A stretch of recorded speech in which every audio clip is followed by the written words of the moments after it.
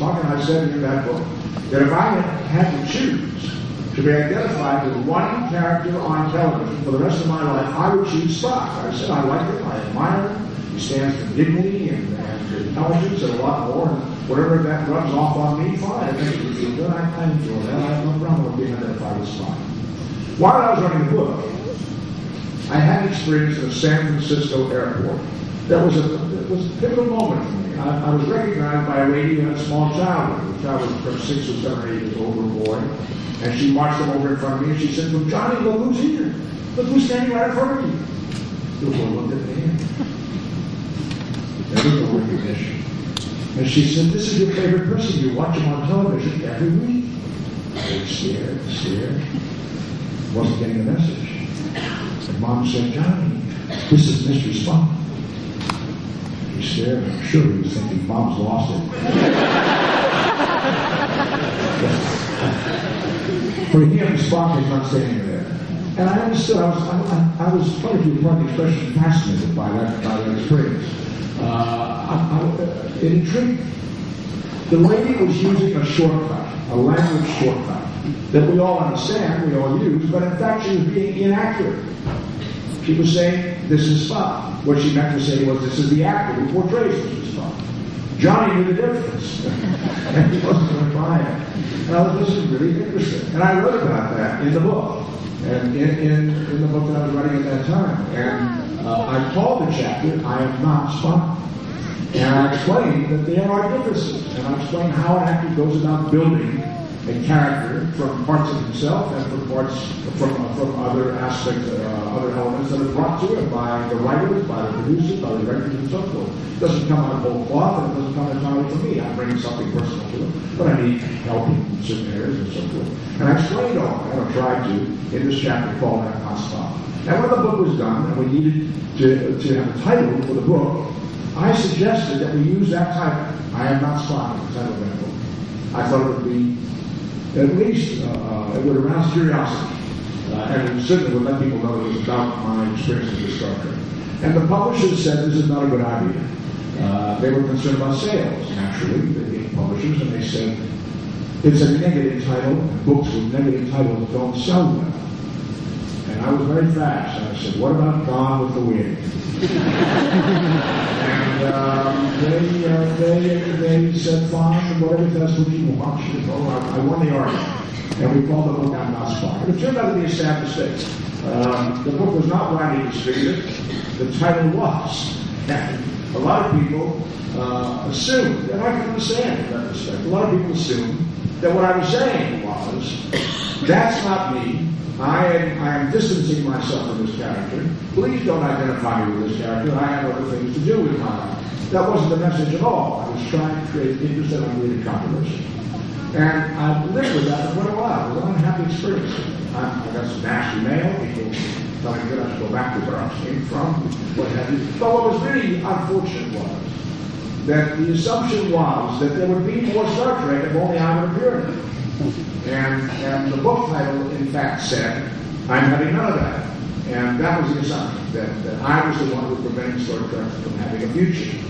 In 1977, about 2 years after I published that book, George Lucas did us all an enormous favor, made a movie called Star Wars. And when the people at Paramount saw the enormous success of that movie, somebody at Paramount said, "Well, we go, are those, don't we? It's called Star Trek, is that right?" "Yes." "Why don't we do one?" And then the motion pictures were set in motion, and some of this concern began to go away.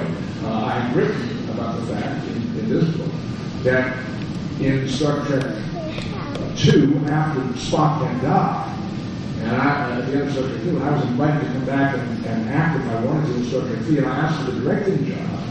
All went well until Michael Eisner, who was then running the studio, he now runs the Disney, put a stop to it, and I said, "What's the problem?" And he said, I can't in all conscience give you the directing job." This was going to be a $15 million movie, Star Trek 3, of a movie with a $15 million budget, and when you hate Star Trek, and you wanted Spock killed.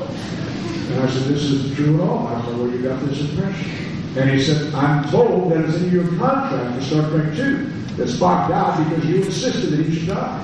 And I said, no, that's not true. And I said, I was talking on the phone. I said, the contact was in the building that you're sitting in. I go, why don't you have your lawyers go and take a look at it and see if there's any truth to what they said. Well, I said, if it's not true, then let's talk about it. But he had heard the rumors.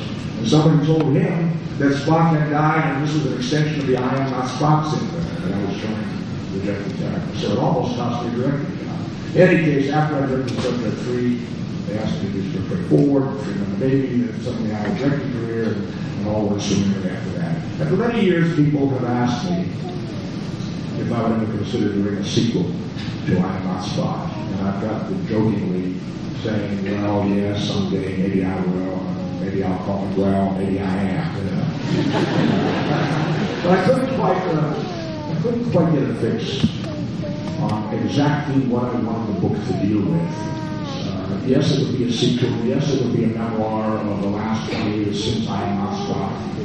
But what is it really all about in terms of my relationship with this character? What is the real story? And what is the ending of the story? How does it end? If there is an ending. I didn't have an answer to that question until we made Star Trek 6. When we did that, which was the last Star Trek film in which I appeared as Spock, there was a scene near the end of the movie, you may recall, when Spock had discovered that he'd been betrayed by his colleague, his fellow Vulcan, Valeris, and he is somewhat out of sorts with himself for letting it happen. And in a scene with Captain Kirk, who's urging him to get back to work, Spock said something like, is it possible, this is to Kirk, that you and I, we too have become so old and so inflexible as to have outlived our usefulness? And of course he's talking to Kirk about usefulness in Starfleet. And as I said the line to Bill Shatner, I sensed the masks of characters slip away. And I began to understand that I could very easily be talking to my friend Bill Shatner as Leonard Nimoy and saying, is it possible that we have outlived our usefulness in Star Trek? And when that happened, I was thinking about it afterward, I realized that I had found such common ground with the character of Spock, standing in his shoes that day, and speaking for him and for myself, that I thought now I have an understanding of how I could do this book and have some sense of closure and call it I Am Spock. I've come to that moment in my life where I feel totally comfortable with it. And still to this day, to this moment, I feel that I carry a persona with me. It's not exactly me, but somehow it's very close to me. There are two of us walking around together. I hear from him regularly. I don't tell a lot of people this, but I'll tell you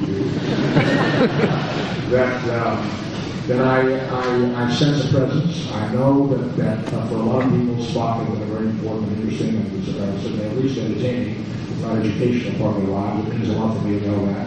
There was a day goes by and somebody doesn't say to me, this Star Trek and Mr. Spock have been important to us, our family. Thank you for the entertainment, thank you for the enlightenment, thank you for the inspiration, whatever. And it's a wonderful thing to carry this. To this day, the press often will still ask you,